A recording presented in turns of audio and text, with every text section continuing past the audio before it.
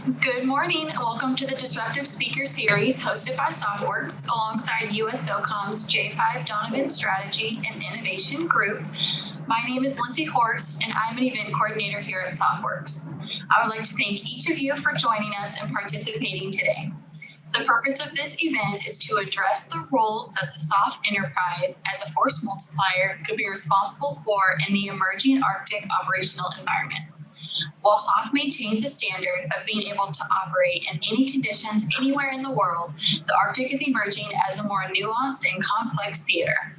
In order to accomplish this, the event will consist of a presentation led by Dr. Lillian Alessa, also known as Doc, as she speaks on a turmoil of shadows, the hidden facets of Arctic threats, and the role of USSOCOM in ensuring stability. We will then have a 30-minute Q&A session using the online tool called Slido. Now I would like to turn it over to Aaron Bazin, the Managing Director of the USSOCOM Strategy and Innovation Group, for brief stakeholder remarks. Good morning, everyone. I'm Aaron Bazin. I get asked, and I ask very often, what is Donovan Group and what do we do? So I'd just like to take a brief second to introduce us and then introduce our guest speaker today. So what does Donovan Group do? We help the command address the most difficult, high-level emergent issues facing the SOF enterprise. We inculcate critical thinking and creative thinking, and we try to grow meaningful, enduring relationships with key external stakeholders. We have about 18,000 followers on our Facebook page called Trend Watch. So if you're not currently following us, please go ahead and do so. Like I said, it's Trend Watch, all one word. So today I'd like to welcome to you our Disruptive Speaker Series. Today we have the pleasure of being joined by Dr. Lillian Alessa, known as Doc. She's going to talk on Turmoil Shadows, the hidden facets of Arctic threats, and the role of USSOCOM ensuring stability. The presentation will address some roles of the SOF enterprise as a force multiplier and as it becomes increasingly involved in new areas such as the Arctic. Dr. Alessa is the President Professor at the University of Idaho, and she's the Director for the Center of Resilient Communities. She has previously served as a Defense Intelligence Senior Level Equivalent Special Advisor to DoD, and she's currently serving as a senior advisor to DoD. So she is available for consultation and talks if you have, if you or your organization want to go and dive deeper with her. She has over 25 years experience working in academic, federal, state, local, and tribal and territorial partners across Canada, US, focused on resilience of systems, people, and communities. She has served on the board of directors for the Arctic Research Consortium as part of the Interagency Arctic Research Policy Committee. She's one of the co-founders of the Community of Modeling Social and Ecological Systems, hosted out of Arizona State University, which now reaches globally and connects thousands of cutting-edge modelers. Among her extensive roles, she's been an advisor to the Director of the National Science Foundation and National Ecological Observatory Network. During this talk, Dr. Alessa will explore the unclassified logic of how USSOCOM can rapidly add value to ensuring the Homeland Defense is adaptive, resilient, and cooperative. Now, without any further ado, Dr. Alessa, I'll hand it over to you. Thank you, Aaron, and good morning, everyone. First of all, I'd like to thank SOFWERX for hosting this. Really appreciate the virtual session because you have saved actually a lot of greenhouse gases from being put into the atmosphere. Would very much like to thank Aaron and the Donovan Group for suggesting the topic. It's a very challenging topic, and I do love a challenge. So what we're going to do is we're going to jump into this. The first thing is, why me? Why am I standing here? Well, I have worked in the Arctic for about 30 years, and chances are if you've worked in the Arctic, you've either used or are using or know of some capability that I developed or helped develop, but you don't know me. So I'm something called a systems scientist. So I'm not a disciplinary scientist. I work across disciplines. That means that I've published and studied a number of things ranging from high latitude agriculture to security and defense applications to the role of traditional ecological knowledge in helping us improve our domain awareness. I also did not grow up in a Western culture, so I bring those two traditions of the Indigenous and the Western together to really understand places from the ground up. So one of the things that I have helped build is working across several administrations and several Arctic councils is something called the Arctic Adaptation Exchange Portal. We worked this in collaboration with the Canadians, and it was a really interesting experience because, of course, with the Arctic Council, we had all the Arctic nations involved, and at that time, we also had good Russian participation. So I want to tell you a story, an anecdote that reveals my age, actually. But many years ago, this is before cell phones and GPS that was readily available, I was in Tromsø studying with a Sami scholar, a storyteller. And I was there with a colleague, and neither of us were really into the social get-togethers, the parties, and we didn't drink. So what we did is we would rent cars and we would go traveling across the beautiful landscapes, the beautiful countryside to go see what it looked like. Well, one of those day trips, we wanted to go to Kirkenes, and instead we ended up crossing over into Russia. So we obviously knew we were lost. Long story short, we hailed down an oncoming car, and in that car were two young men. And one was Norwegian, actually originally from the Svalbard Islands. And the other one was a off-duty Russian soldier, and they were on their way to hunt together. The conversation ranged from a whole bunch of things. We didn't get into politics or religion, but it was interesting that when we talked about Norway and Russia, when we talked about that border, you could tell there was just a little bit of a gap there, except when we talked about the Arctic and the beauty of the Arctic and how to live and be in the Arctic. All of a sudden, it was very, very obvious that they were the Arctic. It was their DNA. And I tell you this story to put into context the short clip that we're about to see.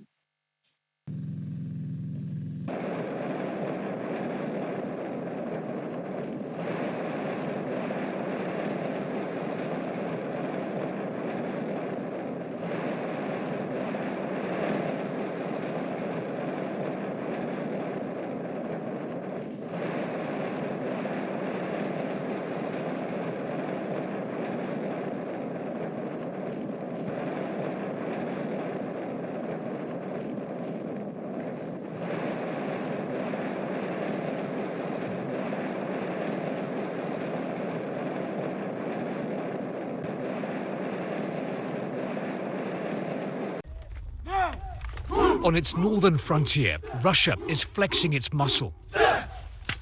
This is the Arctic Brigade, in training, in case there's confrontation with Russia's neighbours. For in the Arctic now, there is a battle for supremacy that Russia is determined to win. This base, close to Finland, is normally off limits to Western media, but we've been invited to meet Russia's Arctic army. It is the ultimate Cold War. Temperatures here can fall to -40 centigrade. Today, the brigade is on exercises, repelling an enemy attack. Recently, Washington accused Moscow of acting aggressively in the Arctic to increase its military presence. Russia's response: what's the problem? I think any country, no matter where it is, has its own interests and protects its territory. This is our land, Russian land, and we will defend it. This is the first time that foreign journalists have been allowed to film this brigade, and by bringing us here, the Russian military is sending a clear message to the outside world that Russia is ready and determined to protect its national interests in the Arctic. It's also building a string of Arctic bases. President Putin visited one last month. Russia's attempt to back up its economic claims with a show of strength. But it's a fashion show we're treated to back on base. To survive the Arctic, you need the right clothes and the right food. For the Arctic Brigade, that means Russian sausages and fresh fish. Then it's back on patrol. Russia says it doesn't seek conflict in the Arctic, but there are competing interests in this region, and Russia is in no mood to back down. The structure of the talk is meant to give you some takeaways and do that in a way that's good for you. So the bottom line up front is that we have created a lot of what I refer to as echo chamber narratives. They're narratives that bounce back and forth. And those are old narratives, and they won't work for a new world. So we build strategies and policies using these echo narratives. And those strategies and policies are maladaptive for what we're now calling strategic competition. Some of you know it as great power competition. It was there, it's come back, it went away, it came back. But we need a different set of approaches and data to eliminate these gray spaces, these gaps and themes. Since our technologies and art, so there's a science and an art to this, both drive and follow these policies, we don't have a total domain awareness. And this is actually somewhat disappointing given how much money we have put into this. So for dominance in both conventional and strategic competition, we must lead in building collaborations for stability across joint interagency, intergovernmental, and multinational, so I'm going to refer to that as JIM, missions and authorities. Leveraging local and place-based knowledge, whether it be traditional ecological knowledge, indigenous science, or local and place-based knowledge, is absolutely key. And this is what SOF, Special Operations Forces, was born and built to do. So I'm going to give you 3 modules. The tip of the iceberg on this is that there's a lot to unpack in all of this. So the 3 modules I'm going to give you are: Module A is going to be a crash course on the Arctic. Module B is going to be what's the problem? What are we dealing with? And Module C is an example of what we did to address the problem. So to really understand the Arctic, you have to understand the planet in the solar system. And this means that you have to understand the big deal in the room, which is climate change. So Milankovitch cycles, if you've not heard of them, are these long cycles that have to do with the way the wobble of the Earth occurs over time. That means that you have warm periods and cold periods. So if we go from the Earth and the solar system to understanding the Arctic in the planetary context, you have circulation, air circulation in the atmosphere that is driven by this heat, more heat, less heat. So you have 3 major zones on the planet: the polar cell, the mid-latitude cell, which is sometimes referred to as a feral cell, and then of course the Hadley cells, which are the equatorial cells. Anything that happens in the polar cell will spill over and drive and affect the dynamics of both the feral cells, the mid-latitude cells, and the equatorial cells. Next, please. So when we talk about global warming is technically a not very precise term because we have areas that are cooling, areas that are warming. And while we often talk about greenhouse gases, so these GHGs, there is some concern among scientists that it's actually ocean currents that drive climate, or at least are a primary driver of climate, and that they move on a 1,500 to 2,000 year cycle. So this is a big deal. If we look at warming in the Arctic, and the Arctic is warming very, very quickly, but there are other parts of the Arctic that are also not warming as quickly. So that heterogeneity is what I want you to take from this. It is not a homogeneous warming. The Russian side of things in the Laptev Sea are warming pretty quickly. Hence, you see a lot of the talk about the Northern Sea Route as Russia promotes it as a sea route. And in fact, Russia does own the Northern Sea Route And in fact, that sea route will likely open up versus the Northwest Passage, which is more along Canadian and US waters. So those ocean circulations, those ocean currents are fairly profound. If we look at sediment data in the Arctic Ocean, and the Arctic Ocean, of course, was once a warm, temperate rainforest, essentially. So we know that there are these extreme cycles. Inherently in the Arctic, we have high variability. So under the best of conditions, it's very difficult to develop or extract resources there. When you have even higher variability, think of increased storm frequency and magnitudes, that becomes even more difficult. Those ocean currents keep scientists like me up at night more so than atmospheric warming, because if those currents change, then life on Earth as we know it will change significantly. Over on the permafrost side, which is the purple, what I need you just to know about permafrost is that there are 3 types: 1, continuous; 2, discontinuous; and 3, sporadic. People would be very surprised as to how far south these permafrost types move. The permafrost, if you look at the Russian side, Russia's infrastructure, billions and billions of dollars of that infrastructure are built over permafrost.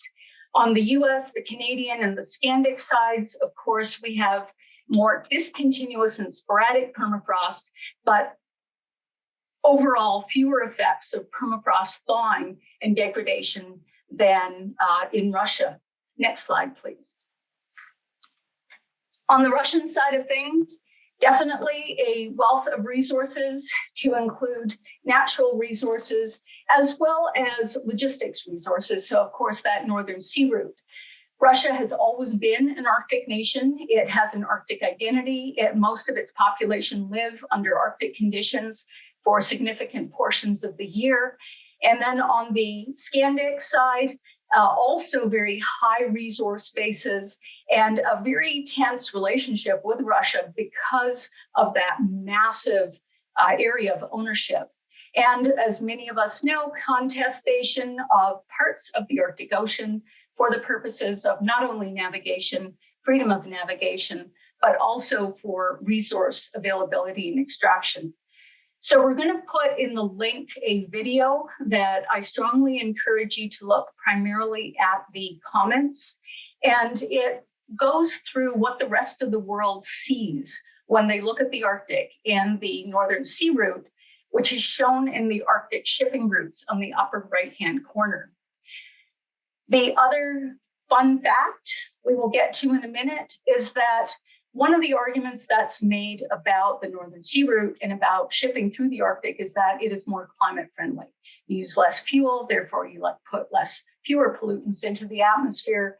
However, several researchers have looked at this very carefully. And in fact, because of that circulation in the polar cell, and because what's produced in the Arctic stays in the Arctic, you actually have an exacerbation of those gases that are put out by shipping. And it turns out that the climate impacts of shipping through the northern sea route, through the Arctic in general, to include aircraft passage, actually has a disproportionately high effect on driving climate change. In terms of the peoples of the Arctic, incredibly heterogeneous. We have approximately 4.24 million, about 300,000 people there, of which 10% are indigenous. And native Arctic peoples, indigenous Arctic peoples, are the lifeblood and the soul of the Arctic. But keep in mind that individuals in Norway and Russia, again, identify as Arctic peoples. So the identities, the cultures, and the traditions of the Arctic are very diverse. And it is dangerous to look at Arctic peoples, as victims. They are partners. They are partners in security and defense in the Arctic, and they are partners in helping us address issues of climate change. Next slide, please. If we look at the distribution of indigenous populations, we see that, of course, Greenland leads the way, followed by Canada, and then Alaska. In Norway, Finland, and Sweden, and Russia, again, that's where we get into that very interesting dynamic of indigeneity versus identity. So one of the narratives that's been put out very often is this idea of the Alaska exceptionality hypothesis, the idea that the Arctic is unique. So the Arctic is no more unique than other parts of the world, for example, the South Pacific Islands, or parts of the Amazon, or parts of Mongolia. It is unique in its own way. And one of the narratives that tends to hurt us when we're trying to get people to understand that the Arctic is literally the reset button of the planet is when we say, well, we have a lot of people in harm's way in the Arctic. However, when you look at all the issues that are facing our nation, that are facing the nations across the world, you realize that if you look at the population of the Arctic and you look at the poverty and risk exposure indices, these REIs, then you look at the state of Louisiana, which has an equivalent population. The state of Louisiana actually has a much higher risk exposure index than the Arctic. And that's where that narrative that the Arctic is unique, needs to be blended into the Arctic will affect all of you. Next slide, please. So here's that fun fact. This is work done by Lizzie Lindstad at the Norwegian Tech Research Institute, also known as Martinek, and Marintech, sorry, different company. The impacts under both high power and low power of greenhouse gas emissions for Arctic passage for shipping are proportionately higher. So the idea, that narrative that, a northern sea route or Arctic shipping will somehow help with fuel consumption is a bit of a misleading narrative. Next slide, please. So what I did is I summarized it in a table, what the Arctic is and what it is not. So the Arctic is a strategic space for multiple purposes. And here's where it falls to us. And here's where we're going to talk about the role of SOF. It can be collaborative or it can be combative. And the Arctic is a theater where there is no clear victor. And we will talk about this shortly. It is constructed in the context of climate and environmental change, security and defense, using old narratives that actually lead to misunderstanding, and it tends to push people away from the Arctic. Really what they think is, hey, we've got bigger fish to fry, we've got bigger problems, this won't affect me, I can't deal with this right now. It is a theater of strategic competition where the soft enterprise and the soft skill sets in enterprise will ensure stability. What the Arctic is not, and I really want to make sure I emphasize this, it's not an empty, frozen, untrammeled place whose peoples are victims of a changing planet. It's really important that we view Arctic peoples as partners in our security and defense enterprise. It's not an untapped place of endless riches waiting to be exploited. The Russian Federation has been an Arctic nation since its existence, and it has a long history of using those resources. So when we talk about Russia militarizing the Arctic, what we're really saying is they own most of the Arctic and they're trying to actually build their economies, and we don't like that, which is a very, very Western-centric view. Having said that, there are disputes, for example, between Norway and Russia that we do need to pay attention to. And of course, the most important part is that a place where one way of knowing will simply not give us the context we need, and where technologies are not the solution. So this leads us to why should you care? Next slide. So when we look at what we're trying to do here, we're always talking about trying to achieve strategic foresight analysis. So this is, understanding risks, threats, challenges, and intent. And I like this holistic view of the operational environment because it treats all the aspects that we need to pay attention to. What happens, however, is that we have a tech addiction. We think we can solve everything with technologies. And what I'm going to walk you through is that without the soft enterprise, without the soft skill set, technology simply is not the answer in the Arctic. Not only are there conditions we have to deal with, just like extreme heat and extreme cold, but we also have to accommodate the fact that technology does not give us context. So on the right side of your screen is a work that we have done, and it looks at how do we get to the collaborative zone and what are the outcomes of the collaborative zone. Right now, we move between both. We move between the collaborative zone and then we split and we go to informal and formal adaptations. When we split, as we are now, right now in the world and our nation, into informal and formal, and we split and we lose that collaboration zone, we have something called a collaboration gap. That collaboration gap means that we are more likely to engage in conflict than we are in collaboration. Next slide, please. So when I said the Arctic was the reset button for the Earth, I meant it in more than just the climate perspective. So while a lot of our narratives have to do with sea ice and shipping, changes in subsistence species, and the permafrost, it's really in the space and the air domains that some of us lay awake at night.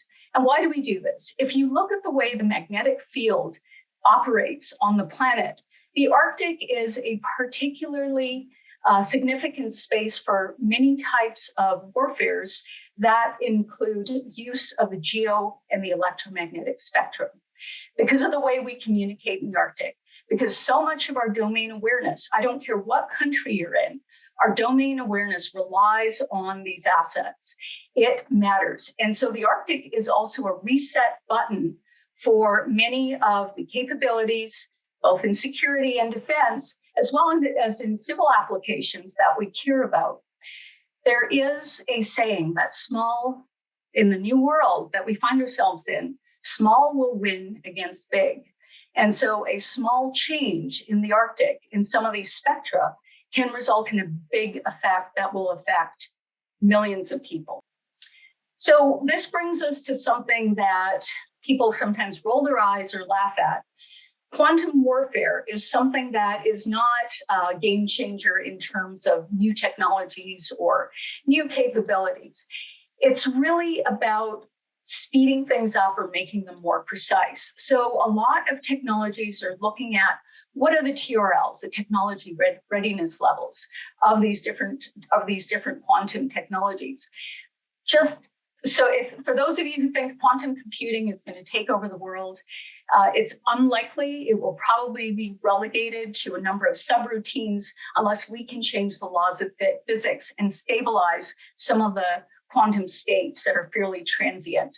So for example, qubits are a TRL1 and qubit distribution is a TRL6. However, this speaks very much to the kind of environments we are now facing. So clash of the titans, clash of the material, the big things could simply be shut down with the flick of a switch or a hack or some actions from space. When we look also at the state of science in our nation, so when I was talking recently with the president of Joint Special Operations University, Dr. Isaiah, goes by Ike Wilson, we were talking about data and art. And we both agree that science and art have to be brought together in order to achieve dominance and strategic competition. This is something the soft enterprise does very well. The four big challenges for the administration: climate change, of course, beating COVID, fixing a broken nation, and this one up here is very important, is bringing science expertise back into the US government enterprise. So it's trying to move a little bit away from tech as a solution to a science understanding of technology as an assisting tool. Science is everywhere, and hell hath no fury like that of science harnessed. So for example, when we we're building AMOS, the Arctic Mobile Observing System, which is fantastic. One of the things that we didn't, or we collectively didn't think about are the small things like diatoms. So underwater optical wireless networks use lasers. Lasers were in the first quantum revolution. The second quantum revolution, of course, is moving toward those quantum states or modification of those. And it really, really is excelling in the underwater communication and the electromagnetic spectrum. Diatoms are little lenses. So if you don't understand the science of diatoms, if you don't understand their distribution, the ecology, and the physics of diatoms, then anything you deploy in terms of your technology could be fouled by a bloom, a diatom bloom. Just something to think about. So the Arctic, a turmoil of shadows. There's a lot of rattling about the militarization of the Arctic, as if we will have the next war there. I want to stand that down and emphasize that while we are always ready for a kinetic conflict, we maintain the world's most eminent and powerful force combined. The Arctic is a little different. It's much more complicated, much more complex, and much more promising. So the United States spends about $1.5 trillion compared to our partners. Understand that Russia is not in this figure. Compared to our partners, 80 billion. And what we do is we tend to spend it in the areas we know. The areas we know tend to be those big things. So we run the risk of obsolescence as other nations run forward with science and into areas that could make our big things obsolete. When you look at other nations, Arctic nations, their identities, their DNA of the Arctic means that they are completely at home in that environment. So you can't train to Arctic conditions. You have to be those Arctic conditions. It must be in your DNA. So when we talk about the Arctic as a planet's reset button, whether or not you care about it as a place, you better care about it from a strategic foresight analysis perspective. It will affect your SFA, your strategic foresight analysis, and the effects don't care about borders. So this requires adaptation. From a security and defense perspective, focusing on SOF's role, I'll focus on three things, and that brings us to what you see in front of you. First of all, we don't have good situational awareness in the Arctic. We do not have persistent domain awareness. That means we focus on the familiar parts of the operating environment. So we don't have a precise idea of what it is we need to adapt to. Everything is about adapting to maximize your options. Without precision, we opt for the formal and informal split, where you have the formal and informal adaptations for good or bad. For example, a good formal adaptation in the Arctic is the search and rescue and humanitarian assistance and disaster recovery agreements that we have in the Arctic. Even though we view Russia with a bit of a stink eye looking over there, when push comes to shove and something happens, for example, at sea, everybody comes together.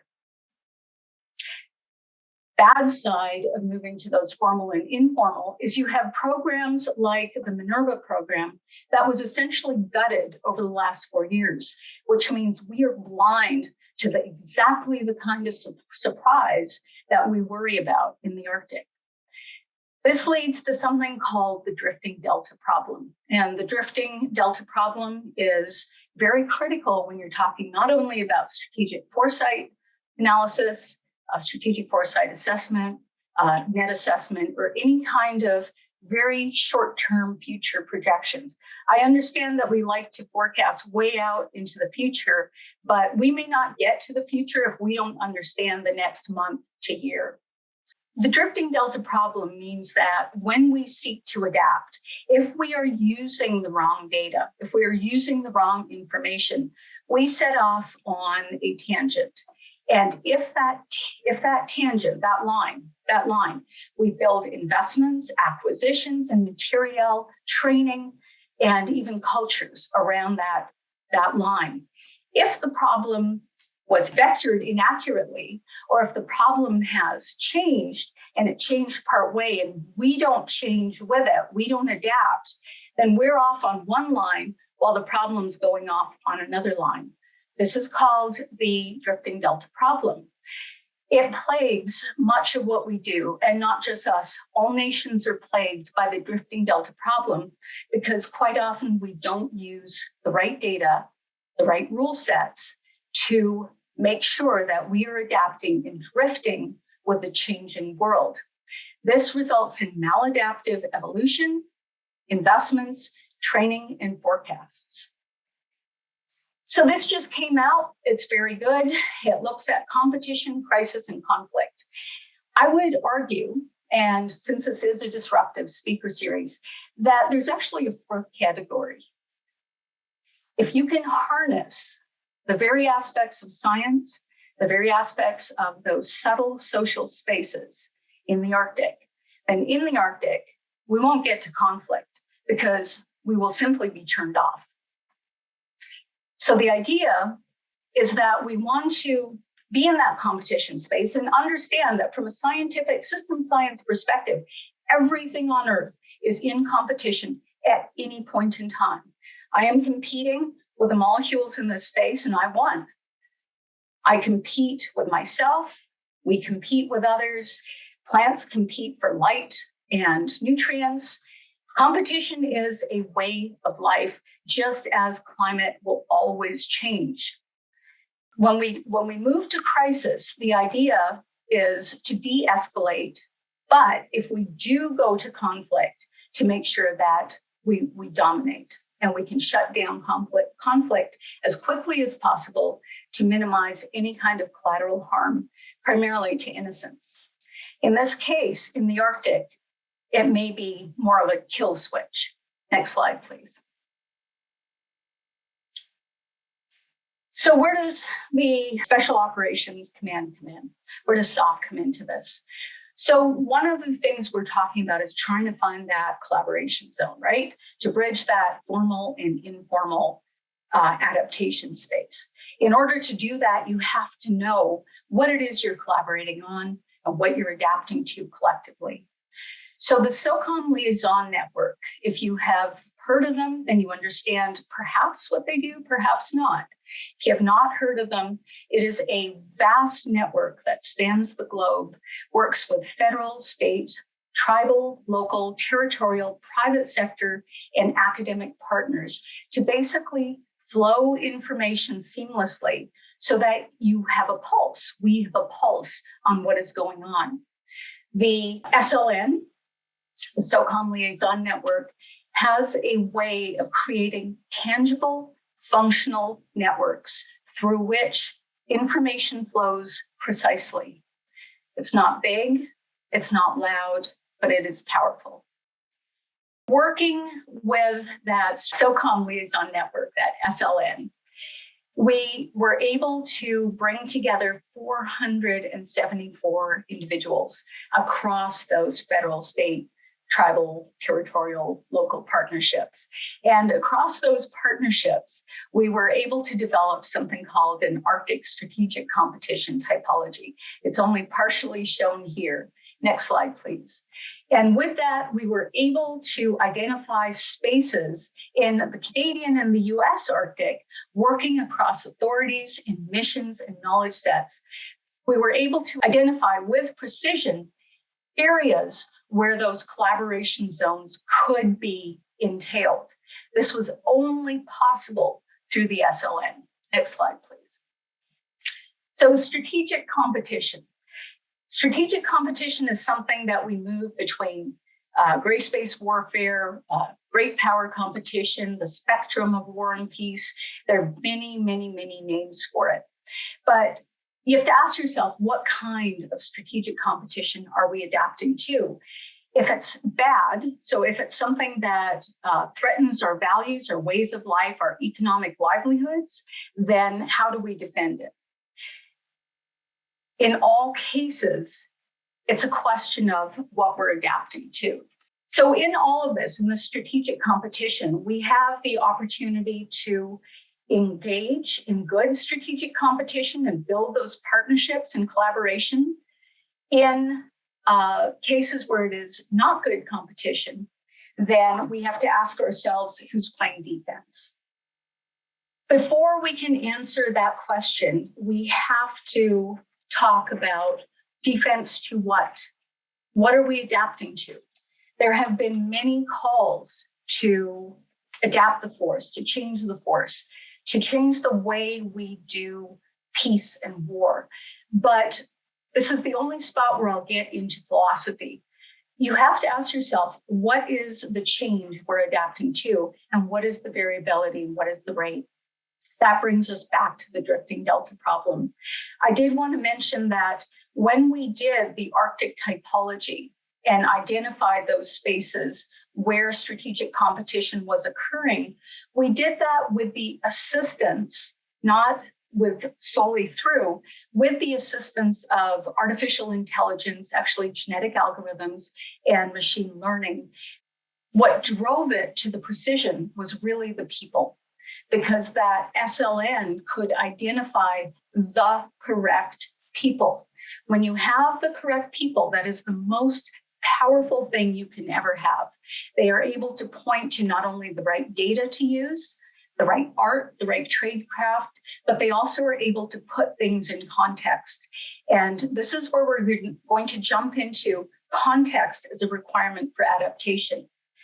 If you don't have good data, if it's either incomplete or misleading, you simply will have the drifting delta problem and you will have a maladaptive set of actions.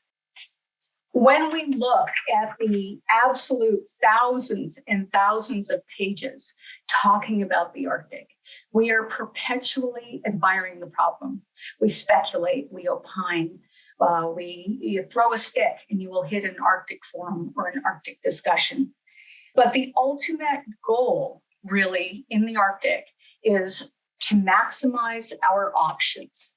Our options are critical to ensure that we can do trade, that we have economies that are healthy, that we have human security, that we protect livelihoods and indigenous ways of life, as well as the identities and the livelihoods of all Arctic people. So the role of SOF in this context here is that SOF creates these tangible functional networks. When I say networks, you say, well, everybody has networks. Who cares? Functional networks are very different. They can do more than any kind of data, digital foundations, any kind of data flows, because they can vector in the right people at the right time for the right information and the right context to close that collaboration gap and build a collaboration zone across the gym that's working with our partners, our allies, as well as throughout that federal, state, local, tribal, and territorial, private sector, and academic partnership. So what are we adapting to? Remember that there's a lot of arm waving. Everybody admires the problem. With the SOF enterprise, it's about getting the work done, getting it done quietly, getting it done quickly, and getting it done right. So what we did is with that 474 people, completely committed, completely dedicated, we took a look. Well, what data do we have? What's the problem? This is a partial chart to give you an idea of what we found. And it should be no surprise that we're good at the strategic international scale. We have geographic critical infrastructure, socio-cultural, and community level, for example, demographic data. But it should be no surprise to you that when we get down to the tactical local at the community scale in the Arctic, we have almost nothing.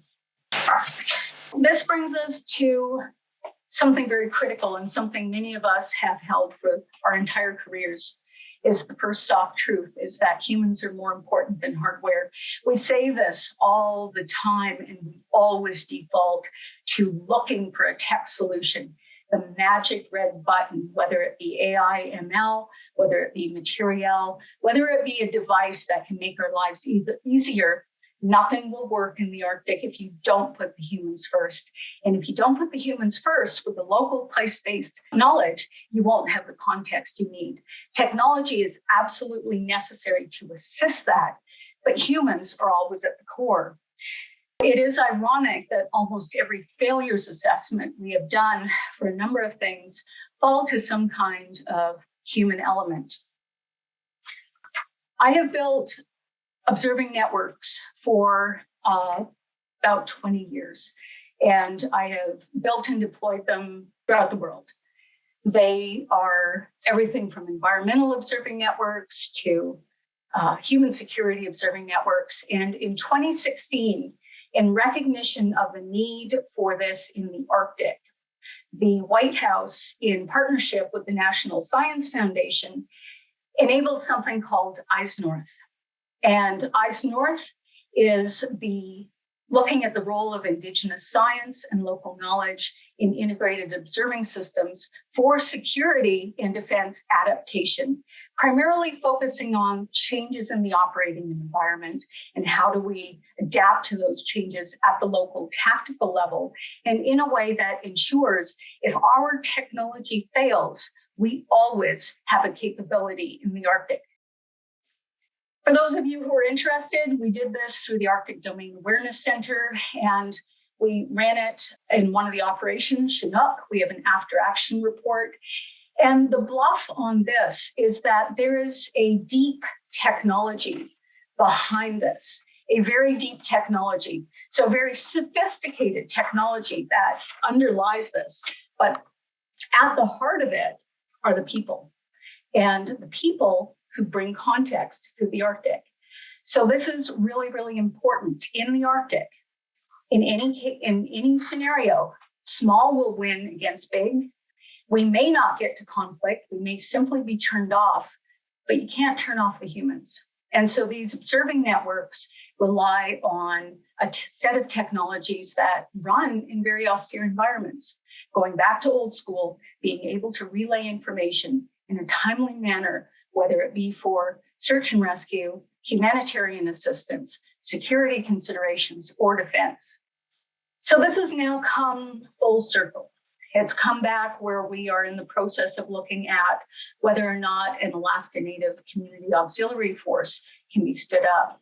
To give you an idea of the precision, when you take humans at the core and you marry it with technology that is appropriate, not just a solution looking for a problem, it is very, very powerful. So you say, okay, Doc, you told us all this. Where does the soft enterprise sit in this? Well, I keep saying it. The first truth is that humans are more important than hardware, and you can't enable the human without science. It's not about enabling the human through technology. It's about ensuring that we enable the human in the Arctic, that we enable our defense enterprise in the Arctic by getting context through persistent domain awareness, that we get it by understanding the science inside and out, and that small will always win against big as we enter the new world, which is not only AI and ML. It can go so far. Yes, it can win in a dogfight. When you're talking about something as complex as the Arctic, we're talking about something completely different. So what we're doing and where the soft enterprise comes in, and really is the only enterprise that can do this, is we're trying to move away from informal and formal adaptations only. Right now, what we do is we use data. We have a lot of data. It's often too deep in very siloed areas, and we're missing a lot more for that operating environment. And we turn it into information, and we try to make sense of that information, and we use all kinds of technologies to try and make sense. In fact, one of the kinds of technologies that's used most is media mining, which is not a good basis to build strategies on. What we want to do is move to knowledge and wisdom. That knowledge and wisdom requires context. It requires a set of skills and a type of functional network that only soft can build.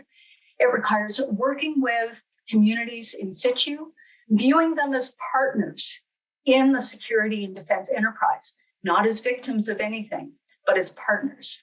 This is something that SOF was born and built to do and will be our key for ensuring that we adapt successfully to the new world in the Arctic. Thank you. Thank you, Doc. Now we're going to move into a 30-minute Q&A session via Slido.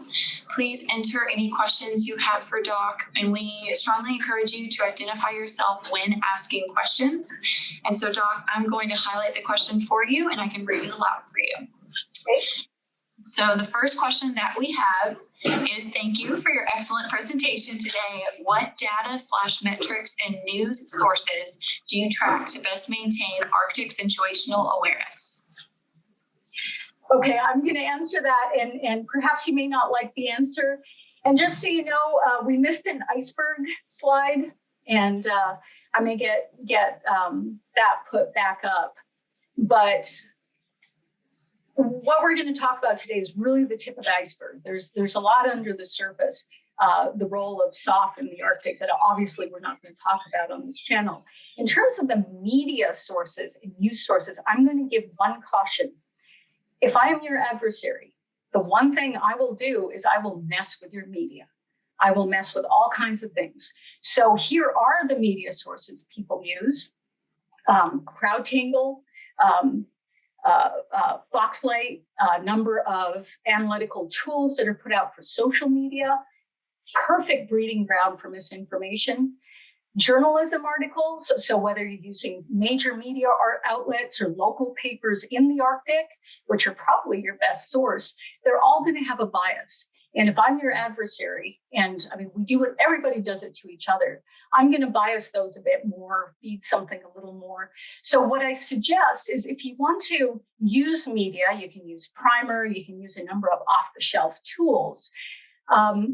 Do a range of sources, do a range of databases, but just be aware that you are not getting precision out of those data. So I just want to caution you on that. So if you were to say what data and metrics and news sources you track to maintain Arctic situational awareness, that's in the express bias side of things. And so we usually use CrowdTangle because it measures social media. However, we do it as a peripheral kind of, oh, that's interesting, or maybe we should find some other data to see if that's true or not. So I'm just going to give that caution. That's what we do too much right now. Go ahead. And if you don't like that, the answers, or if I didn't cover something, drop me an email, and we can talk about it a bit more. Okay, and so the next question we have is there an AAR or any sort of report from that group of members on the Arctic typologies? Or is the complete list of Arctic typologies available anywhere? So the complete list of the Arctic typologies is for strategic competition is not available.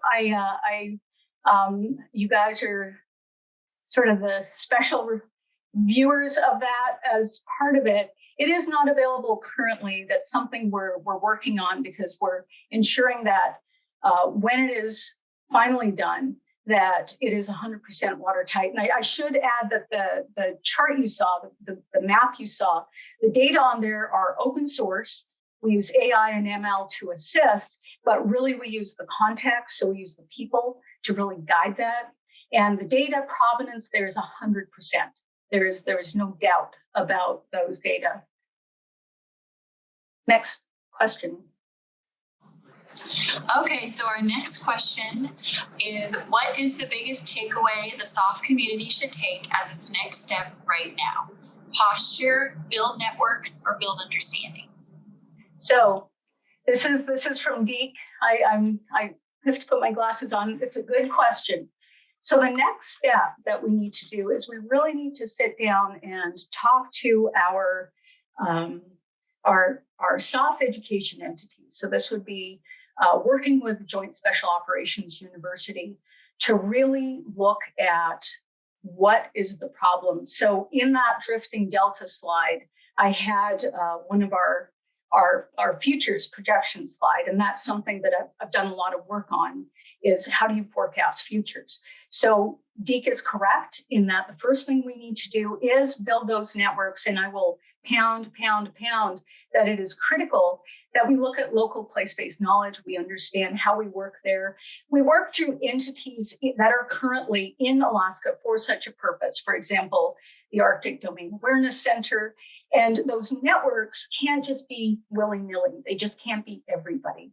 They have to be done through the SLN, because the criteria for the individuals that work in the SOCOM liaison network are very precise. They are exceptional individuals. They work with a skill set that very few people have. And we have to understand what it is we need to adapt to first before we can adapt to it. So to sum it up, work with Joint Special Operations University and, for example, the Arctic Domain Awareness Center. Understand, are we on a drifting delta? Have we attacked the drifting delta problem? Set up data flows that allow us to ensure that if the problem changes, that we're able to adapt to it, and then ensure that we work with Arctic peoples and our allies. Very, very critical here. Arctic peoples writ large to build those functional networks.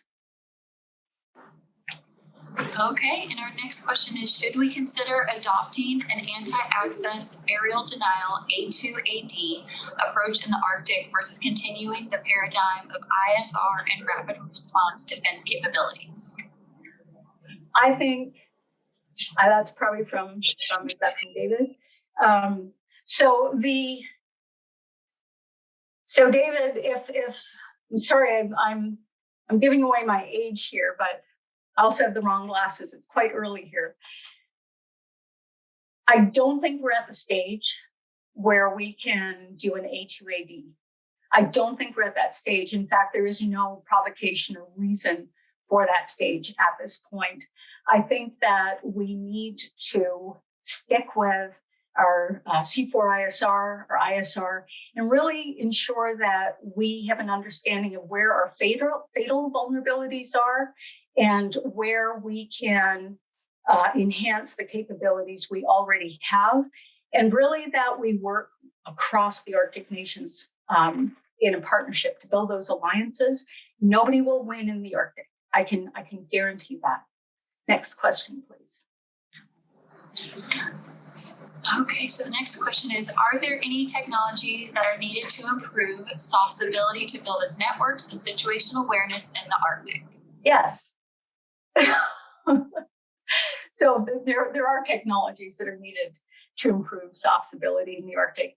And one of the things people have to realize is that a lot of the equipment that people may be thinking of doesn't work the way we think it does in the Arctic. And that can be a real pain when we really need it. So the types of technologies that we need are much more coupled with that first soft truth, that humans are more important than hardware.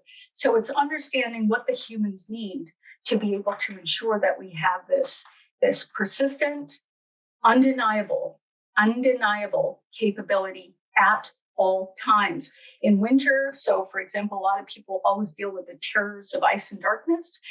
We need to engage in some difficult dialogues. We need to start talking about small modular reactors, miniaturizing those. We need to talk about some of the quantum sciences. We need to talk about the kinds of technologies that are built to the humans. When we built the technologies, it was with it's called the Field Information Support Tool. It was actually the users, the communities that we worked with. So these were both Indigenous communities as well as Indigenous communities as well as remote rural communities. They built the technology. We didn't. So we didn't bring technology to them. They built it, and then we had a company build it to their specifications, if that makes sense. Next question, please. All right, so our next question is, are there any unique sensing gaps that can be supported by local personnel that the S&T community should invest in? So we're hopeful. The White House, 6 years ago, the White House stood up Eyes North for a very specific reason. And NSF put money into doing a lot of the partnership research. So this was research that was done with Indigenous communities, and it actually grew from a environmental observing network that we ran and I designed that worked with the Russian Far East for about 14 years. So the local personnel is actually the issue. That is something that we actually need to work with, for example, the National Guard and the Alaska State Troopers, because if we stand up the Alaska Native Community Auxiliary Force, and people say, well, it's like the Canadian Rangers. Not really, because the laws and authorities are very different in Canada. But if we stand up ANCAP, then yes, there will be sensing gaps that we need. A lot of this lies in communication. A lot of this lies in moving data in environments. And a lot of it looks at denied environments, whether purposeful or inadvertent. So I consider the winter in the Arctic to be a form of a denied environment. You have to not only provide the technology for partner personnel or our personnel, you also have to ensure that their communities can function under extreme conditions. That means the provision of energy, the provision of resources to be able to ensure that persistent capability. Next slide, please. All right, so next question. Is there a question? That's okay. You've been saying next slide a lot. Is there a social network analysis project that is ongoing for the Arctic area that can be assessed or added to as an open source project? Oh, yeah, there's lots of social network analysis, primarily in terms of resource sharing. So if you go into the National Science Foundation's website and put in social network analysis for the Arctic, you'll get a lot of data on, food sharing and who's connected to whom. But in this context, we don't do open source social network analysis.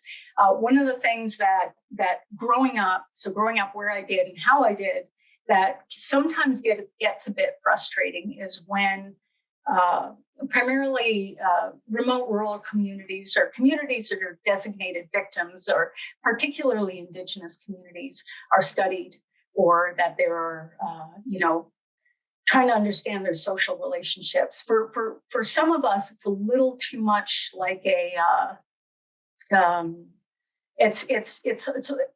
a little demeaning. So, but in terms of resource sharing, there's a lot on the National Science Foundation's website. Just type it in and you should pull something up. And next question is, what do you see as the barriers to policymakers leveraging SOF in Arctic? Excellent question. So the barriers are unfortunately the narratives that are currently out there on the Arctic. And, I'm sure I'm going to get all kinds of hate mail after saying this, but a lot of it is done by individuals who are suddenly Arctic experts. And the narratives are dangerous. So what happens is that we see the appetite for supporting the Arctic actually go down because the narratives of the Russian Sea Route, the Northern Sea Route, I call it the Russian Sea Route, Northern Sea Route, the same things, right? Take them off on your fingers and you'll see polar bear. For example, of the polar bear population, some are increasing, some are decreasing. Polar bears adapted from land. They went maritime. We're seeing some evidence of readaptation back to land that causes new problems. But really, the barriers to policymakers leveraging SOF in the Arctic are bad narratives that I want to correct, not having true Arctic experts making or helping build that policy, and really not working across the SLN for partners, so across missions and authorities. I've had people stand up and say, Doc, you can't say that. It's, outside posse comitatus. We can't do that. Absolutely not. We can't. But we can work with DHS. We can work with the Alaska State Troopers. We can work with the Inuit Circumpolar Commission. We can work with a whole bunch of people. So the barriers are really the current Arctic narratives. Next question. Russia dominates the info space for strategic messaging with their actions in the Arctic. Should SOF be used to combat or counter their messaging? So that's a good question, Sky. Thank you. I would hope that during this talk, SOF is doing its job for the inevitable listeners on this. So the answer is yes. In terms of countering messaging, you can't counter messaging until you understand what the perception, what the construct of the worldview is among Arctic peoples. So we always talk about malicious messaging, counter messaging. We always talk about that as if it's a fight against the messages. So while people will pick those messages up, it is much more efficient to understand what it is that communities, for example, in Kirkenes, or the young Norwegian fellow that we encountered, what are his fears, right? Because if I understand that, I can play on those in a malicious way. If I understand those, I can say, okay, got it. These are your fears. Here's some things that maybe we can work together to abate. So yes, do we do it well now? No. Should we? Absolutely. Next question, please. There are Arctic warfare experts and NATO allies and partners for peace nations. Has SOF joined Defense Institute's suppliers and national forces for coalitions? So yes. So in terms of Defense Institute suppliers and national forces for coalitions, can't speak to that granularity, but I can tell you that the SLN is everywhere, including NATO. And I actually lead one of the efforts that we're doing on this side in the US to build better coalitions across our NATO partners. Next question, please. With Russia taking the chair of the Arctic Council, does this offer an opportunity to build a positive relationship with Russia through Arctic activities? Yes, Sky, absolutely. Now, don't get me wrong. I have traveled all throughout the Arctic, including Russia. We worked with the Russian peoples in the Russian Far East. They are some of the most hardworking people I have ever met. There is just a deep love of country and a true identity, almost a hurt when we say they're militarizing the Arctic, because it is their land. They're bound to it by their DNA. So yes, there are opportunities. Now, having said that, and what keeps me up at night is we absolutely must. So this is the new strategic competition, address the drifting delta, the DDP, to get to the true D3, diplomacy, defense, development, absolutely. As I said in the table, the Arctic is a profound space of hope, right, of possibilities. Now, having said that, and again, what keeps me up at night is, while we absolutely must work together, we must never, never, ever let down our guard in being able to prevent a kill switch from being flipped. So while we work and we try our best to achieve that collaboration space, we don't back off and assume that it'll happen. Next question, please. Can you elaborate on how we can empower and leverage the networks of Indigenous people of the Arctic? So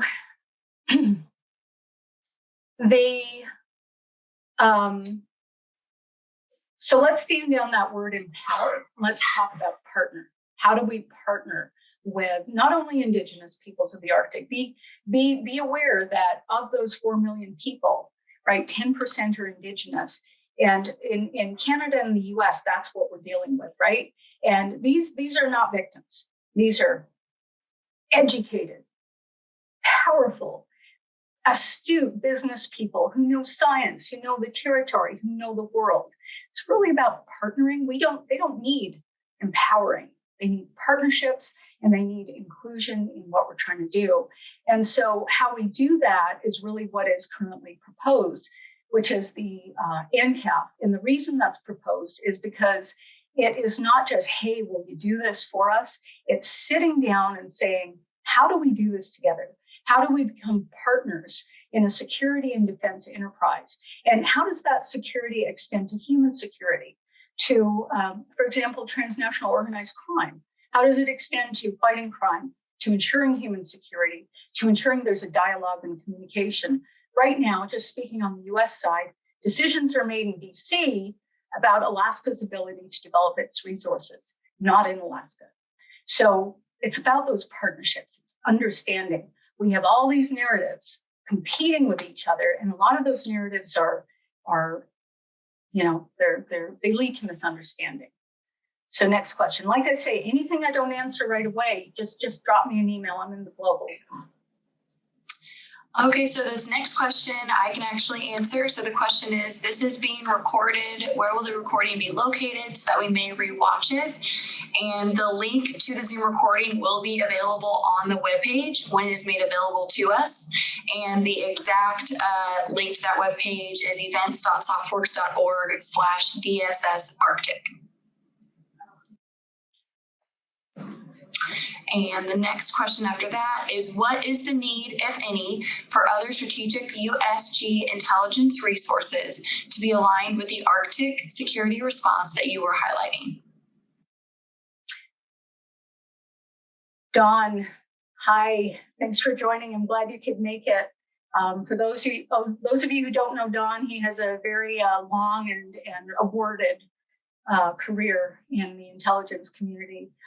So the need is extremely high, as are the tensions. So when we talk about denied environments, we had this discussion on one of our recent JSOW fora, is we have to get over ourselves, and we have to get over our information sharing backlogs. We also have to realize that there are no solutions, there are trade-offs, and that it will take the science, the art, the craft, which are not mutually exclusive, and understanding those trade-offs, not only with our partners, whether it be across the gym, internationally, but also in the interagency. So the need is absolute, it is high, but it should be in collaboration and partnership with the communities that we all serve. So thanks for that question, Don. Glad you could make it. It is early. And the next question is, global reliance on the development and extraction of oil and gas resources has diminished. Has the influenced competition and cooperation in the Arctic? So oil and gas resources are simply one aspect of resources in the Arctic, and it's global reliance has diminished. One thing we have to be careful of is we will find fairly soon, I actually forgot to bring it down from the floor upstairs, but when we talk about renewable energy sources, those are not solutions, those are trade-offs. And in some of those trade-offs, they're severe. So in wind farms, we have the extirpation of species. We are in the Anthropocene. While we talk a lot about climate change, we actually don't talk a lot about direct human effects that have decimated habitats and species at a rate equal to the last great extinction. That keeps me up much more than climate change does. We can adapt to climate change. We can't bring species back. We have songbirds that have forgotten how to sing because they are the last of their kind.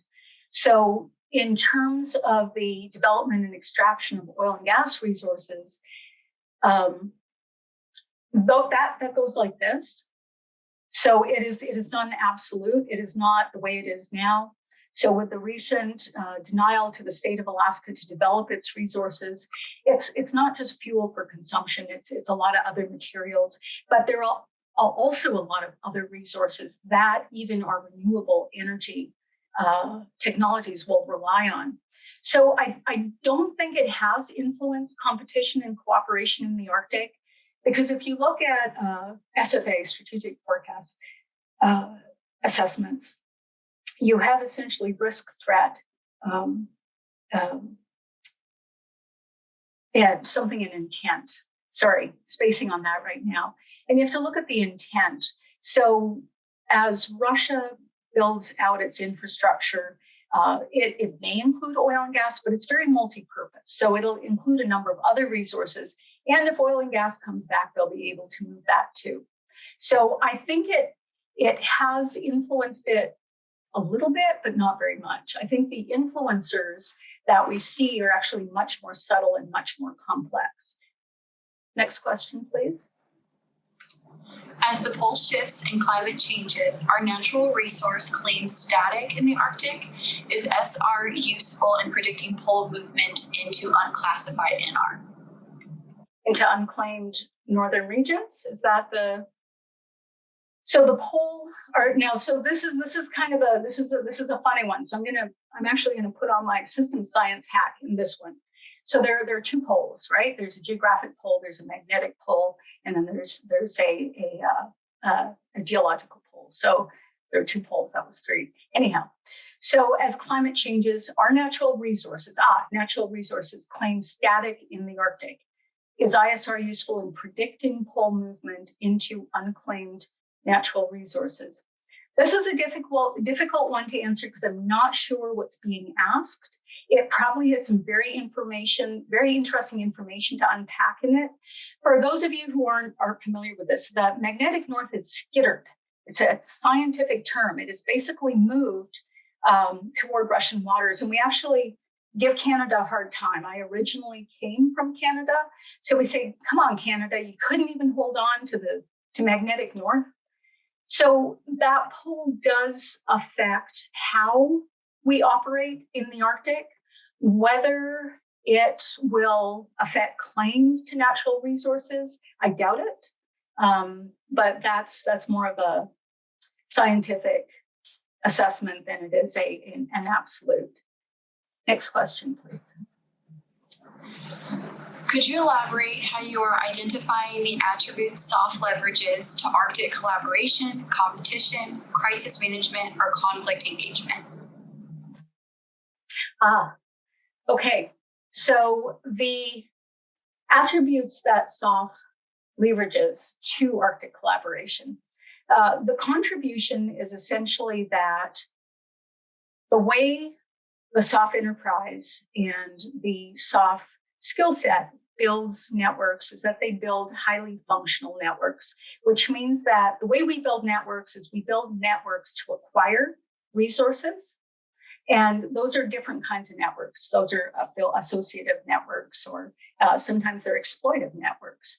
The way the SOF enterprise builds networks is, especially with the SLNs, especially with the community that I know best, those are functional networks. So the beauty of those is information flows like it does in our bodies. It flows like a neurological system, so that if my hand does something, my brain knows it. If my brain does something, my hand knows it. It's that flow of information across the networks back and forth. So they're not exploitive, they're not associative, they are functional. And it would take a lot to elaborate on that. So what I suggest is that you drop me an email. Again, I am in Global, and we can talk about that, because there is actually a workflow and a science and an art behind that. Our next question, could you comment on what an ideal layered approach would look like in your opinion, incorporating current and future technologies? What an ideal layered approach would look like. I'm assuming an ideal layered approach for addressing the DDP in the Arctic, or basically understanding the Arctic. Why don't I put it in that really big bucket, just so I don't miss anything?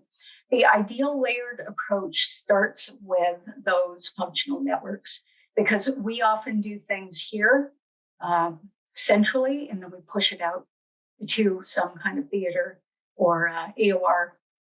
We can't do that in the Arctic. Simply won't work. We don't have the technology, we don't have the reach, we don't have the personnel.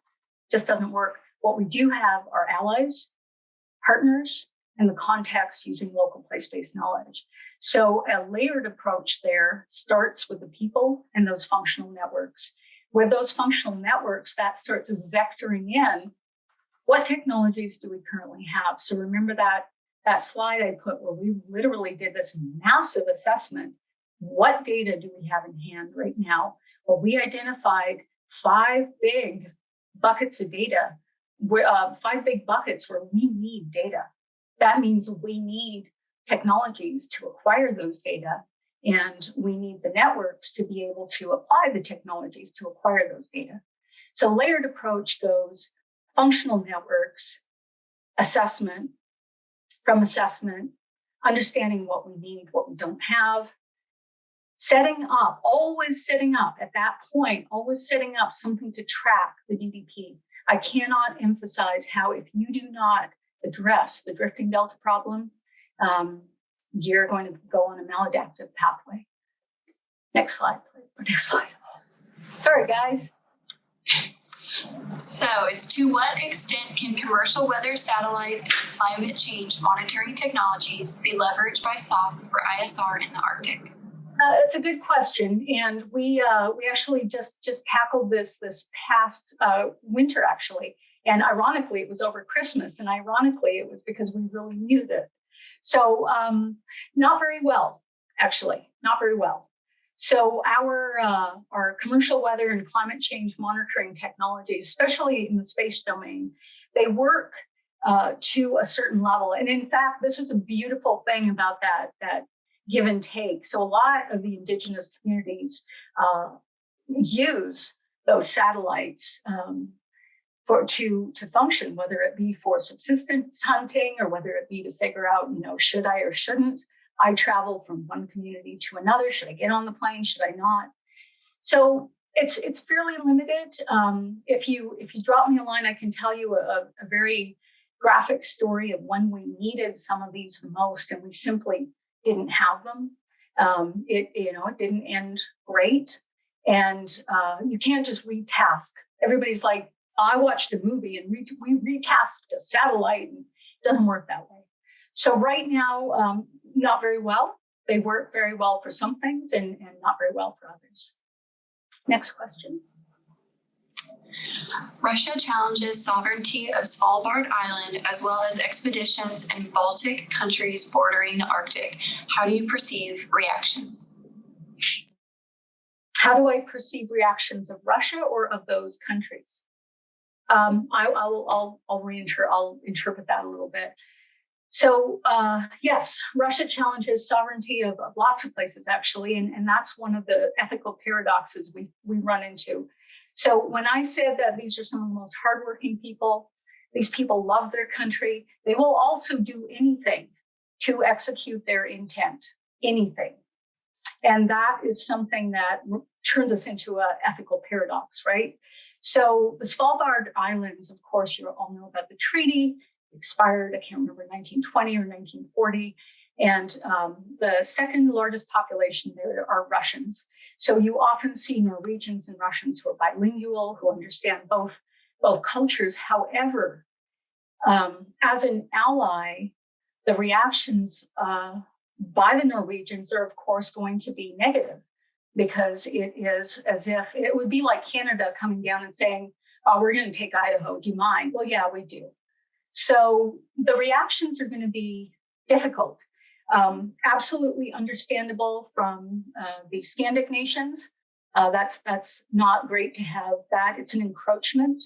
The intent by Russia, understanding whether or not there's a workaround on this, is something that requires a level of diplomacy that is built on understanding. So the reactions are going to be very, very mixed. So of course, anger and fear, concern. And I have never seen a fearful Norwegian. They too have a mettle that is profound. When I was in Tromsø, it was amazing just how fearless these people are. And that's going to lead to conflict. So that's a difficult space. We're going to have to navigate it and negotiate it. But a lot of what Russia does is really based on moving its economic thrivability forward. So it's really a question of understanding why it's being done, if it needs to be shut down, how we shut it down, and how we do it in a way that doesn't escalate conflict and doesn't trigger anything worse. On the drifting delta problem slide, Dr. Alessa was standing in front of the citation for the diagram marked adapted from Shearer 2005. Yep, I do know that. Yes, Martin Shearer's paper, in 2005. So a lot of people work on futures, right? Futures is a thing. We are very familiar with the futures work. We do futures work ourselves. It's very hit or miss. If you do futures work using the wrong data, then it's rubbish. You just don't have good futures again. So we focus more on the drifting delta problem. And I can send you that paper. If you look up Martin Shearer, 2005, you should be able to pull it up. Our last question. What books or blogs do you recommend for people who want to learn more about the future of the Arctic? So you're talking to a scientist with a couple of PhDs, one in system science and one in social science. So I don't have time to read books, unfortunately. I'm also I gave away my age. I'm also have had my children late. So between that, I don't have any time to read. And I tend to stay away from blogs, only because I tend to stay away from anything that is on media, electronic media, for anything more than getting a pulse of what sentiments are out there. So for people who want to learn more about the future of the Arctic, boy, that's a hard one. An accurate future of the Arctic. I don't know of any really good books. Also, the problem with books is by the time they're published, right, they're OBE. And then again, blogs I look at with suspicion. The best place to go is really in the primary literature. So what I suggest is if you go into, for example, Google Scholar, or if you can get into some of the science databases, they also include, but when I say science, they include everything from social science to quantum physics. So it's that whole range of science. When people say science, they forget that there is this huge bucket of social science in there. So if you go into, for example, type in googlescholar.com, or just type in Google Scholar into Google, and you'll get a database. And what you can do is you can put some search terms in there, and it'll help you pull up some peer-reviewed primary literature so that you don't end up with opinion. All right, and then our last question of the day, do you think China will continue to play a greater role in the Arctic region? I don't worry as much about Russia as I do about China. It keeps me up. It keeps me up in ways that those who know me best understand why. So yes, it will. But when people say China is, the Arctic is China's focus, understand that China wants the world, right? The Arctic is part of the world. Now, there are other reasons China may want the Arctic, may want to participate in the Arctic, is participating in the Arctic. And remember that for those of you who may not care about the Arctic as a place, or don't think it even matters in our defense or security enterprises, whether it be human security or national security, understand that the Arctic is the planet's reset button, not just for climate, but also for ensuring that our capabilities can be deployed as intended. Small always wins against big in this new world, and China will leverage that in the Arctic. Okay, so this concludes our Q&A session. Now I will turn it over to Jack Hester, the J5 Stride Lab and Disruptive Speaker Series Coordinator, for closing remarks.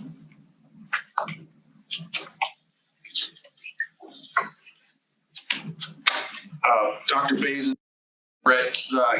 he was called back to the headquarters. So on behalf of Dr. Bazin, the Donovan Group, USOCOM, would like to thank Doc Alessa and her staff for such a dynamic presentation and a great Q&A. I was sitting next to Dr. Bazin the whole time, and I know him very well, and he thoroughly enjoyed the presentation and the Q&A. I'm sure our participants enjoyed our event today as well. And I'd like to thank our participants for tuning in, because without you, we don't have this particular event, and for giving us access to your valuable time. Finally, I'd like to thank SOFWERX and Miss Leslie Babich and her team Just to give you some insights, the Donovan Group is in the J5 at SOCOM. So, what we do is we come up with the idea and the concept, and we go out and find great people like Dr. Alessa and her staff to give these dynamic presentations. But the SOFWERX people are behind the curtain in Oz, and they're the ones that are moving all the levers and putting this all together, because this particular event it takes several months to put together. But I'd like to thank Lindsay Horst, who was our host today, Claire Hawley, Tanya Steele, and Kinsey Krim, because without you, we don't have this event today. Thank you very much. Now I will hand it over to Leslie Babich, Director of SOFWERX, for a SOFWERX 101. We will also have Slido available now for any questions you may have for Leslie. Leslie, over to you. All right, thank you, Lindsay. Hey, good morning, good afternoon, good evening, everyone, depending on where you're dialing in from. First, I want to say thank you to Jack for your amazing comments. I'm blessed to lead this team here at SOFWERX, so thank you. I'm happy to support any events that you guys have. I also wanted to say thanks to Doc Alessa for a really informative and articulate presentation. It certainly highlighted my knowledge gaps and gave me some focus areas to study. I really, the perspective that, understanding the environment before we move ahead with strategy is spot on. And I really appreciate you helping us understand the environment even more than we did before. So this morning, I just wanted to take the opportunity, and if you don't have time, I totally understand, but to give you an idea of what SOFWERX provides in terms of an extension of resources for SOCOM in their efforts to develop or to discover technology, engage with the non-traditionals and companies that are providing that technology, and how we can help accelerate getting that technology into the hands of the warfighter. So I'll take about 15 to 20 minutes to brief our processes and how we do this, and then we'll have some time for Q&A. So next slide, please. All right, so first, we were established under a partnership intermediary agreement just over 5 years ago. And this agreement is between DefenseWorks, which is our corporate, and United States SOCOM.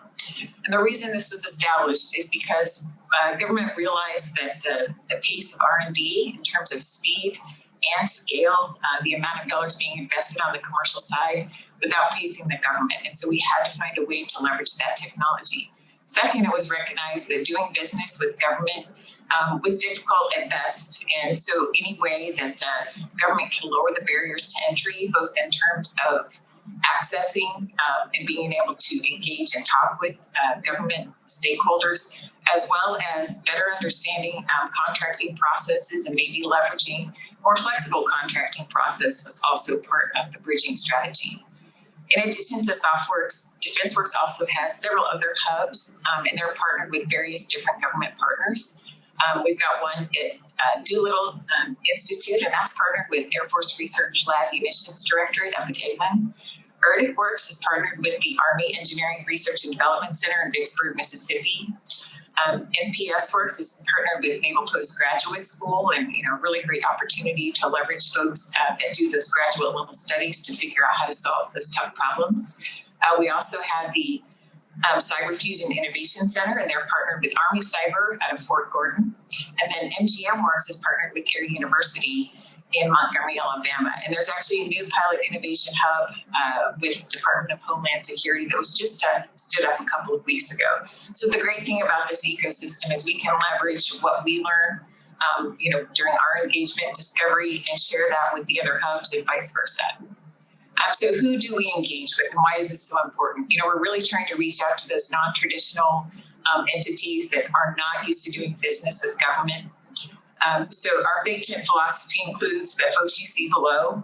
We work with interagency partners, industry partners and fellows, federally funded research and development centers, laboratories, academia. We've got a great intern program here at SOFWERX. We've got between 30 and 40 interns that spend 1 to several semesters here applying what they've learned in their specific skill set to actual operator problems. So really being able to help grow the next generation of innovators and agile thinkers and give them exposure to Department of Defense is really important. So Right now, our ecosystem is about 50,000. Back in 2015, when this first started, we were at about 5,000. Next slide. So really that first slide was about discovery and who we're working with to discover technology. I think the real magic happened in the engagement piece when we bring the best and brightest minds together in terms of innovators and early adopters of technology, and that would be our warfighters and end users, when they can sit and collaborate and talk about that technology and how it can be used on the battlefield. So what we are, we're a neutral nonprofit platform, and we facilitate those coffee dates between government and industry. And really, government makes the selection or decides if they want to move forward based on their conversations with the non-traditional folks that we're able to bring in. Our charter really is proof of theory, proof of concept, and rapid prototyping. We will never own any IP of company that comes through here. We'll never own a part of a company that comes through, and we'll never go into mass production. We don't want to be a competitor with any of the companies that we bring in here. And that's really points to that low barrier of entry and perception, and perception is reality, that we're open to bringing everybody in and matching them with government so they have that opportunity to share their technology. Next slide, please. So here's really a 30,000-foot view of the processes here at SOFWERX and how it works. We get challenges from warfighters and end users. They usually flow through the components, theater special operations commands, headquarters or J director staffs, also through the program managers and PEOs and special operations forces, acquisition, technology, and logistics. And so once we get that challenge, we want to sit down with the stakeholders and really identify three things. The first one is, what problem are you trying to solve? And really curate the problem in terms of what does short-term success look like? What does long-term success look like? Want to make sure we're treating the disease and not just a symptom. We also want to make sure that there's an acquisition strategy tied to this. And that's for a really important reason.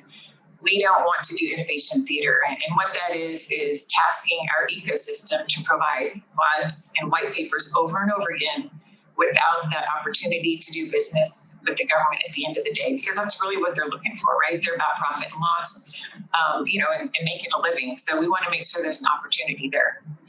The second thing is we'll decide what mechanism best applies, sit down and discuss it with the stakeholders and figure out, what event we could possibly have that will help us find the best solution to the problem. There's a list of mechanisms that we use below, and their detailed descriptions are on our website. I'm not going to go into each of them here. So once we identify the mechanism, we're going to release this opportunity to the ecosystem. And so we send out an eco blast to everybody that signed up at softworks.org. Simultaneously, this goes out to sam.gov, which used to be FedBizOps. So that really ensures the competition for this technology along the way. And we're reaching both non-traditionals and traditional business to find that best solution. So once the opportunity is released to the ecosystem, we give them about 30 days to submit their offering, which could be a white paper, a quad. We don't want to make it completely onerous because we want them to, participate. And a lot of smaller businesses don't have the time or the resources to create, those very detailed white pages at the beginning of a process. So after we collect all the submissions, we will send those over to the government, and SOCOM will make the down selects. And that's about a 10-day process. After they make their down selects, we will typically, and it could be one, some or none, in terms of how many vendors they select. We'll set up one-on-one events with the government so they can just discuss in greater detail the problem set and the technology that they're offering to solve this problem. So after that conversation occurs, again, there's several things that can happen after that, and that's on the impact side of the slide. First is a knowledge transfer, and what we consider that to be is, thank you for your interest in national security. This technology isn't necessarily going to solve the problem we have at hand, but we've got that information now, and we can put it in our hip pocket for a potential later problem. Second would be a validation, and sometimes this is not necessarily validation of technology. It could be a validation of the coalition of the willing. Despite the size of SOCOM, there's still stovepipe efforts. One component might be trying to solve the same problem as another one. So our job would be to bring that awareness to all the components, so maybe they can work on it together and really get all their end user inputs in there to design that comprehensive solution. It could also be a validation of the acquisition strategy. or a technology insertion roadmap. So looking at that technology, some things on paper aren't quite as they seem when you put them into practice, and we can figure that out very quickly. Third, and I'm going to skip collaborative project order, I'll come back to that. Third is a consignment, and that's usually a low-cost dollar option purchased with O&M funds for a small-scale tool that maybe you want to try it out, do a combat evaluation, or potentially just outfit a smaller piece of unit, not an entire company or battalion. Third is a transition to an existing or new program of record, and that's typically done with a FAR-based contract or an OTA. So back to the slide itself, everything to the left of the dashed line is paid for out of baseline funds, out of a funding line by SOFWERX. So all of these events, our staff here keeping the lights on, our lease is paid for by SOFWERX. The only thing that is required in terms of end user development, and that's where the program managers or units would want to bring O&M or DT&E to the table, and that is typically done via a collaborative project order. And we do rapid innovation prototyping series. We can do rapid innovation testing series. And there's a statement of work that is not so narrowly defined that it doesn't allow a program manager or end user to pivot when they're working on a development project. The other really good thing about collaborative project orders, these are usually business-to-business agreements or research and development agreements, which are not FAR-based contracts. And it really gives us the agility in terms of how quickly we can put companies on contract and the ability to put more than one company on contract to work on the same problem. Sometimes company A has a piece of the solution, B has a piece, and C has a piece. And together, if they agree to work together, we can come up with a really comprehensive solution for the warfighter. The other piece about this process, I would say the average time from when the challenge is identified to when we could potentially have something on contract for further development is about 90 to 120 days.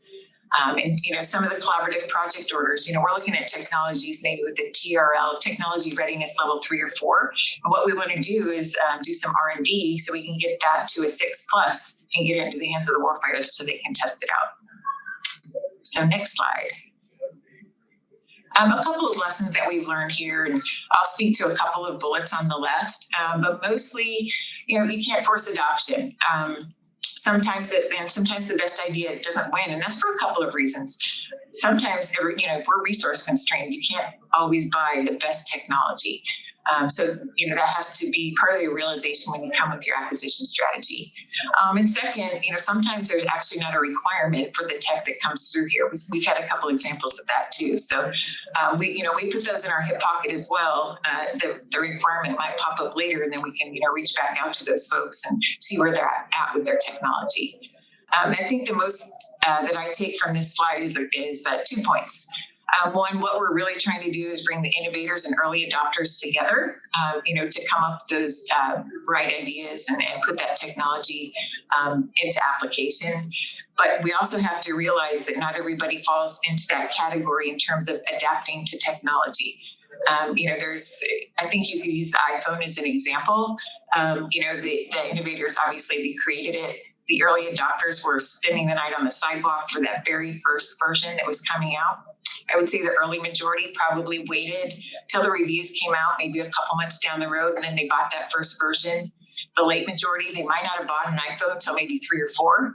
And the late mass, they're just never going to buy one. They're never going to adapt that technology. So think of mindset for all of the folks that are involved in the engaged discovery and accelerating that technology to the battlefield, right? So you've got folks that are doing contracting processes, requirements processes. And so I think some of the focus on technology should be focused on how do we automate some of those processes so that we can do things in parallel and bring everybody to the left and get that technology into the hands of the warfighter. Right now, the speed of technology sometimes outpaces our ability to get it to the warfighter while it's still relevant. So I think actually that's probably one of the biggest problems we need to tackle and solve. So next slide. So we focus on several different types of innovation here. I think this is one of our struggles and balancing acts. We look at incremental innovation, which is mostly focused on existing programs of record. So trying to improve SWAP, size, weight, and performance. Sometimes we get folks coming in and they have an idea for a very specific piece of technology that will do the job. Our job is to expand their aperture and awareness of what technology is actually out there. And maybe rather than getting a 5% bump, you can get a 10% bump on that technology and performance. Second, we'll look at adjacent technologies, and those are technologies that are used on the commercial side. And with a few tweaks, we could apply it to a government problem set. It could be moving a switch, changing a color, combination of things. Third, we look at transformational technologies, and I look at transformational in two ways. It's a current technology that when applied in a whole different way, it's truly a transformation. Or it could be, say example, somebody figures out how to do teleporting. That would truly be transformational. And although there's not a requirement for it now, I'm pretty sure we would draft one up very quickly so we could adapt that technology for our warfighter. I think one of the things that we do here at SOFWERX is Tech Tuesday, where we try and focus on that transformational technology because you just don't know what's out there. So we have to continue to ask the ecosystem to submit. Tech Tuesday also accomplishes something else. We've asked components, what problems are you trying to solve? What technology focus areas do you have? So we started doing Technology Tuesday series on a couple of different things. We actually just did one on Arctic technology and really focused on 4 areas broadly, and that would be human performance, communication, situational awareness, and power and energy. So we want to help the warfighter figure out their pain points and how technology can help them do that. And of course, technology is just a tool. The operators and the stakeholders are most important in figuring out how to use that tool and give them that asymmetric advantage on the battlefield.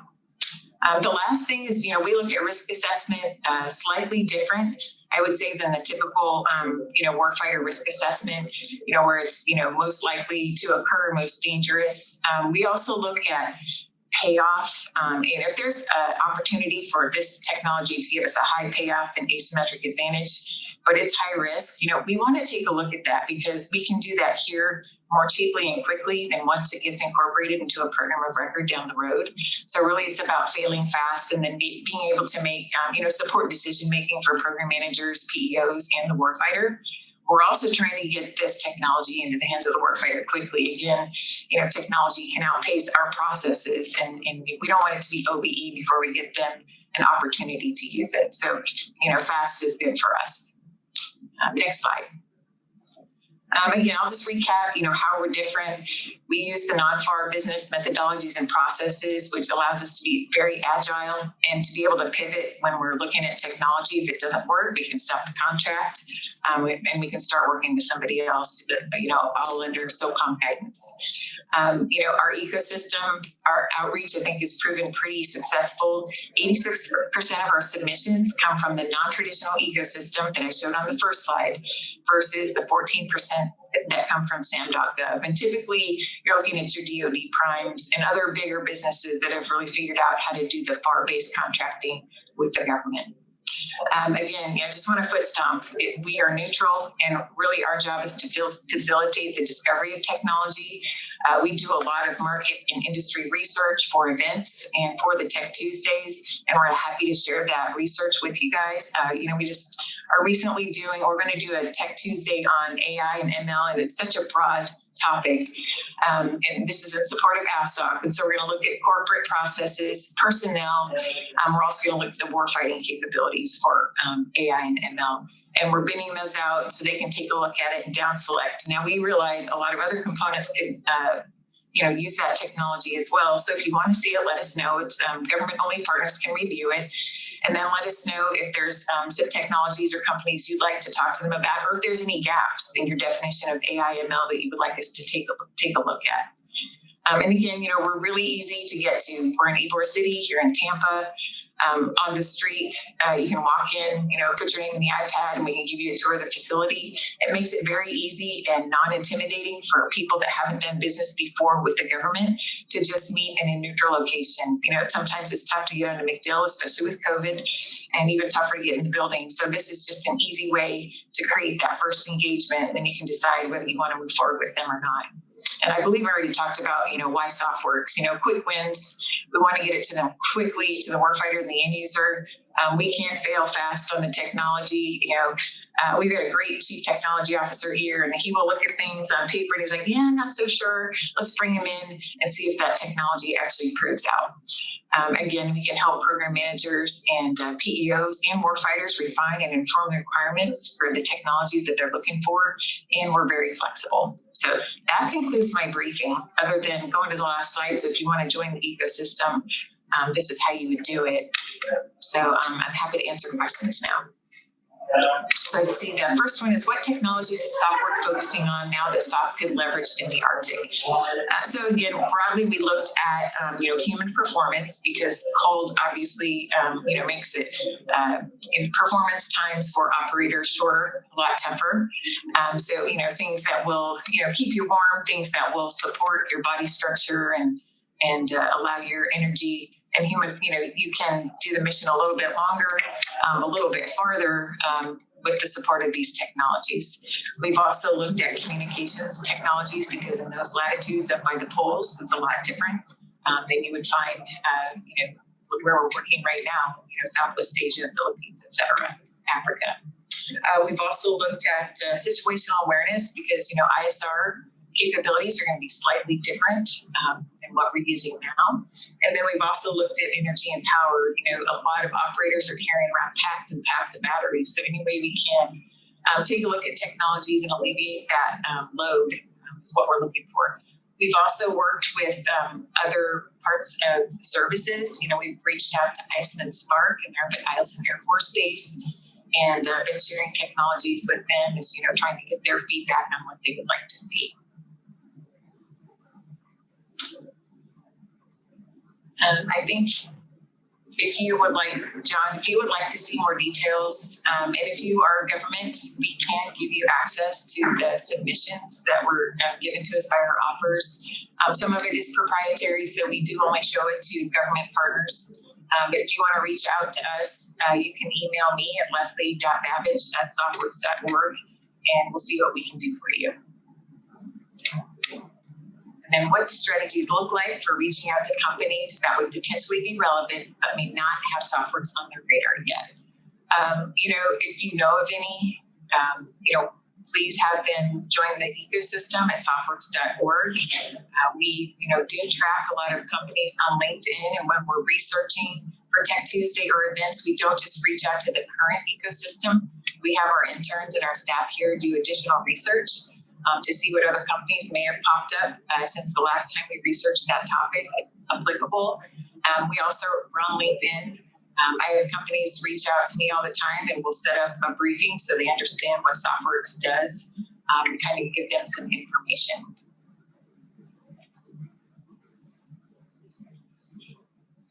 All right.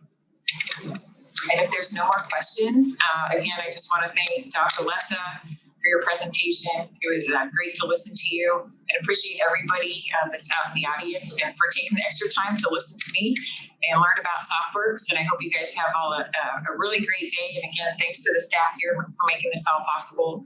They're pretty amazing. And if you come out here to do an event or do some work with us, you'll find that out in person. So have a great day. SOFWERX out.